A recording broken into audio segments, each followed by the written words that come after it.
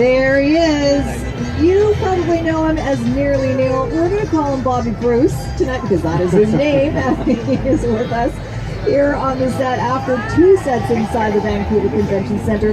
Bobby Bruce, Nearly Neil, thanks for joining us tonight. Happy New my Year. pleasure, my pleasure. Thank you. Happy New Year to you too. We've been chatting with him during the commercial break. Yes. So interesting. We have it. It's so interesting. This is actually a milestone night for you. 25 years ago was your first gig as Neil Diamond, or a Neil Diamond impersonator. And we'll get to that in a second. First of all, tell us about the decision to do what you do. How did it happen? Well, I was working at a dinner theater in Corporate Puttnam called Maz and Me's. It's closed now, but it used to be there. And we all had to impersonate someone. And I was going to do Tom Jones.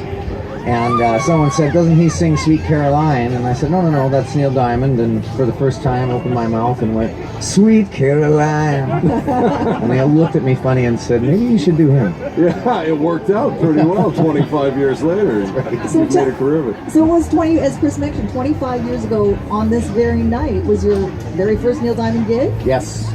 In Toronto at the Westin Harbour Castle. We were doing a Legends show. It was put on by Roy Orbison's brother, Sam Orbison, and that was my first kick at the can. Yeah. Any nerves? You know, I know you've been doing it for 25 years now, but at that time, he's already a legend then. So to fill those shoes at that point, how did that feel? It was very nerve-wracking. You know, your first show is always nerve-wracking. Before that, I was just practicing in the living room, trying to get everything right, videotaping myself, checking it, making sure it was okay. Yeah, it was a long process. You really studied it, and it's paid off because you're one of only maybe a dozen, as you were saying, impersonators who do Neil Diamond as well as you do. Everybody tries in the shower, but there are very few that can make a profession out of it, and you've done very well. What is it about him that keeps you going? He's got an amazing repertoire of music, but what is it for you that keeps you going? Well, for me, it's about a lot of the nostalgia, about my memories with these songs. My parents played these in the background of my life. And as I've been doing them over the years, you know, the songs themselves are really great songs. The thing Neil Diamond had going for him is he wrote about things that we can all relate to. And that's the thing that I have noticed more than anything is the people and how they relate to the music.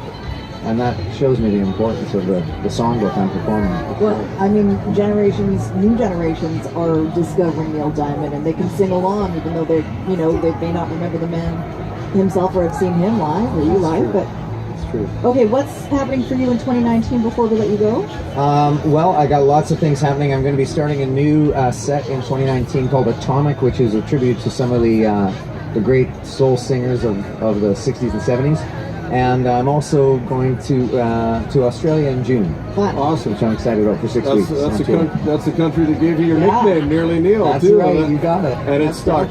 We see why. Thanks very much for being here. Thank you, guys. Love you, This is Bruce. awesome. Happy New Year, everybody. Happy New Year to you too. When we come back here, we're going to go back inside the convention center where Bobby Bruce just was. We will find out what's going on in there with Christy. And Squire has a New Year's favorite standing by. Also, where it's already 2019. A look at some of the spectacular celebrations around the world. Stay with us.